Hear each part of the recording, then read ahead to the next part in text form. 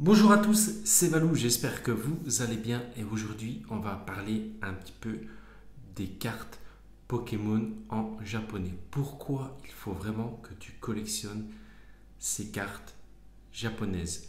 Mais avant de commencer la vidéo, oublie pas, ce mois-ci je te fais gagner un petit booster style de combat non trié, non pesé pour aller peut-être pack le Tyrannosif alternatif. Pour ça, tu as juste à t'abonner à la chaîne bien évidemment si ce n'est pas déjà fait, le petit like sous cette vidéo et le commentaire pour pouvoir participer. Alors aujourd'hui on va parler des cartes Pokémon japonaises tout simplement parce qu'il y a une qualité de fou sur ces cartes qu'on ne retrouve vraiment pas en français. D'ailleurs, dites-moi ce que vous préférez collectionner, si vous préférez collectionner du japonais ou du français ou alors pardon, un petit peu des deux. Moi perso, je kiffe de plus en plus collectionner du japonais. D'ailleurs, on retrouve plein de cartes qu'on ne trouve vraiment pas en français, en anglais ou dans une autre langue. Comme d'ailleurs, je crois que cette petite carte promo, elle n'existe pas en français, si je dis pas de bêtises. Enfin bref, il y a plein de cartes qui n'existent pas du tout. Que ce soit aussi sur du Wizard, pardon, il y a aussi des séries qui n'existent que en japonais. Alors moi qui suis un collectionneur d'items scellés, franchement, on a vraiment des gros bangers par rapport aux scellés, mais aussi aux cartes. Il y a des coffrets vraiment en japonais qu'on ne retrouve même pas en français, comme par exemple euh, sur la série Eevee et Rose, qui pour nous est évolution céleste avec la valise. Je crois que c'est une valisette, c'est une sorte de coffret un petit peu rectangulaire qui coûte maintenant aux alentours de, je crois que c'est même plus de 1000 euros, avec le Mentali alternatif qui est en carte promo à l'intérieur.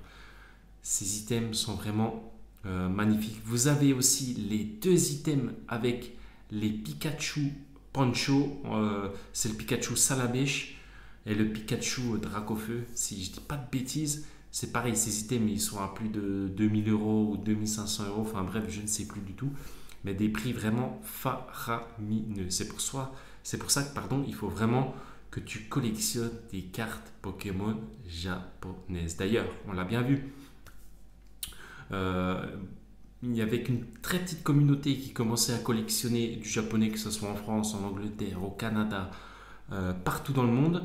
Au tout début, il y a à peu près, je dis 1 an, 2 ans. Et là, on voit cette année, les prix sur le japonais ont vraiment explosé. Que ce soit les cartes, les items, surtout les displays à 200 euros, c'est vraiment un truc de fou. C'est vraiment du jamais vu. Même au Japon, une grosse hype. En vrai, collectionner du japonais, niveau collection et niveau investissement, c'est vraiment un très bon investissement. Pourquoi? Parce que tout simplement, si vous collectionnez du japonais, c'est vraiment partout dans le monde. Tout le monde, que ce soit dans chaque pays, il y a toujours plein de personnes qui vont collectionner du japonais, que ce soit les Italiens, les Français, les Anglais, les Allemands, enfin bref, les Espagnols. Tout le monde collectionne du japonais. Mais par exemple, qui collectionne du français? À part, bien évidemment, nous, les Français, les Allemands, ils ne vont pas collectionner du français. Les Allemands non plus. Juste, ça va être une petite majorité. Par exemple, sur 10 personnes, il y en a un qui va collectionner du français, que ce soit un allemand, un anglais, enfin bref, vous avez compris mon exemple. Alors que du japonais, sur 10 personnes, à l'heure actuelle, vous en avez 6 sur 10 qui collectionnent du japonais.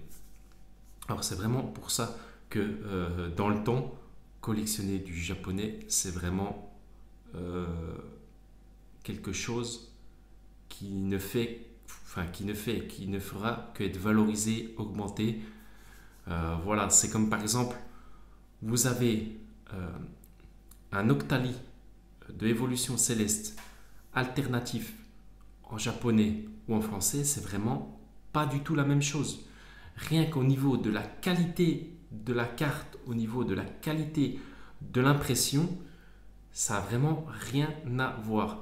Comme tout simplement, par exemple, pour reprendre une carte vraiment très récente, au Japon, dans les Poké Center, il y est sorti que quelques Precious Box. Dans cette Precious Box, en fait, c'était un petit coffret où on retrouvait le Pikachu alternatif qui pour nous est dans Zénith Suprême avec les contours jaunes tout simplement, avec tout autour des Pokémon. Là-bas au Japon, ils ont fait cet item, un item exclusif au Poké Center que tu pouvais et que tu peux toujours avoir, mais à un certain prix. Je crois que maintenant, la box, on l'a trouvée déjà à 300-400 euros. Maintenant, elle a augmenté. Elle est déjà à maintenant plus de 500 euros ou 600 euros, un truc dans le genre. Rien qu'au niveau de la texture, ça a vraiment rien à voir. Vous prenez la carte japonaise et vous prenez la carte française. Vous pouvez voir qu'au niveau de la carte japonaise, vous avez une texture et une surbrillance qui n'est pas dans cette impression en français. C'est vraiment un truc de dingue. C'est comme, par exemple, là j'ai vu, ils ont fait un deck sur les World Championship à Yokohama, enfin bref, un gros concours à Yokohama au Japon avec un deck exclusif et une carte de Pikachu exclusive. En France, je doute que vous allez retrouver ça. Rien qu'au niveau de la texture, vous avez cette carte entre les mains, mais c'est vraiment un bijou. Genre la carte elle est valorisée, il n'y a pas aucun défaut, enfin il peut y avoir un peu de silvering ici, mais la carte elle est vraiment, c'est très très quali. Le japonais c'est très quali, c'est pas comme le français avec les centrages, avec le petit stagiaire qui fait un centrage limite à un gros miscut. Enfin bref, la carte elle est mal cadrée, vous avez des points blancs, enfin bref, rien que déjà par exemple sur Pokémon 25 ans, les Dracofeu, la plupart ils ont des points blancs, enfin c'est imprimé vraiment avec le, vous avez compris. Alors qu'au Japon vous avez pas ça, genre j'ai le Dracofeu en japonais et en français des 25 ans, quand on a les deux cartes entre les mains, mais ça a vraiment rien à voir. C'est le français et le japonais, c'est deux mondes. D'ailleurs, Pokémon, ça a commencé au Japon. C'est vraiment le pays créateur de Pokémon Company. Enfin voilà, il y a toujours Pokémon Company qui voilà, mais c'est vraiment les Japonais qui ont créé Pokémon et tout part de là. Donc pour moi, une personne qui ne collectionne pas un peu de japonais, que ce soit quelques cartes ou quelques items, que ce soit du CD, pour moi c'est pas un vrai collectionneur, tout simplement parce que Pokémon ça vient de là-bas. Après c'est que mon point de vue, hein. Vous avez le droit d'avoir un autre point de vue différent du mien. Après voilà, j'ai envie de donner le mien. D'ailleurs, créer du contenu vidéo, c'est pour donner son avis. D'ailleurs, en commentaire aussi. J'attends justement vos commentaires pour me donner votre avis. J'espère vraiment que vous collectionnez un petit peu de japonais parce que franchement, moi, j'adore Wizard Expedition en japonais. Franchement, il y a des grosses dingueries. Après, vous avez comme cette carte-là, c'est pareil en japonais. Voilà, le petit Evoli promo qui est vraiment très joli. Franchement, il y a vraiment des cartes, des centaines, des milliers de cartes en japonais qu'on ne retrouve pas ailleurs. Wow, franchement, quand j'ai vu certaines cartes, je me suis dit, wow, il faut vraiment que je l'ai, cette carte dans ma collection. Elle est vraiment belle, on la trouve nulle part ailleurs. Mais bon, après avoir un état sur une carte mint, sur des cartes assez rares, c'est pas difficile, mais il faut vraiment mettre le prix. Le prix, ça coûte vraiment assez cher. De plus, collectionner Pokémon en japonais, c'est des petites séries. Certes, les petites séries sortent plus souvent qu'en France. En France, on a des fois 2 à 3 séries réunies pour faire une série française. Au Japon, c'est des petites séries d'environ, sans les secrets, 70 à 80 cartes. Donc du coup, si vous voulez pas faire une série, bah, vous faites la prochaine. Vous avez environ une centaine de cartes à collectionner. De plus, ils font des magnifiques reverse au Japon. Donc voilà, c'est vraiment très très quali. Franchement, j'adore. Je ne sais pas comment expliquer ça. Je voulais vraiment faire une vidéo là-dessus aujourd'hui pour vraiment que vous collectionnez du japonais si ce n'est pas déjà fait, parce que c'est vraiment l'avenir Pokémon en japonais. Surtout au niveau des items scellés, il y a vraiment des items de fou, je le répète, mais il faut vraiment bien que ça rentre là-dedans. Voilà, en plus, normalement les box, Au Japon, les displays au Japon, elles coûtent environ autour de 40-50 euros. Bon, on les trouve jamais à ce prix-là, mais vous en trouvez des displays à 70-80 euros facilement sur certaines séries. De plus, dans ces displays, vous avez tout le temps un quota. Vous avez minimum une carte secrète. De ce qui en France, on n'est pas obligé d'avoir une secrète dans une display. Je pense à Evolution Céleste, à Point de Fusion. Franchement, où il y a eu des drops très difficiles, où on a paqué allez, 5-6 ultras dans les displays, c'est vraiment pas ouf. Qu'au Japon, vous avez des quotas respectés. Minimum une secrète. Ce qui en France ou ailleurs n'est pas obligatoire d'avoir forcément une carte secrète. Ensuite, bon désolé, je transpire un petit peu parce qu'il fait vraiment très chaud, c'est très très compliqué de faire des vidéos. Enfin bref, voilà. Et de plus, dernier point qui pour moi est vraiment un très bon point, c'est que par exemple sur les séries .5 au Japon, c'est des displays. Nous, c'est des ETB. Des coffrets, il y en a 50 000 en France. Qu'au Japon, il y en a très peu comparé en France. Franchement, c'est rien du tout. Nous, c'est vraiment des coffrets, il y en a 6 000, 7 000.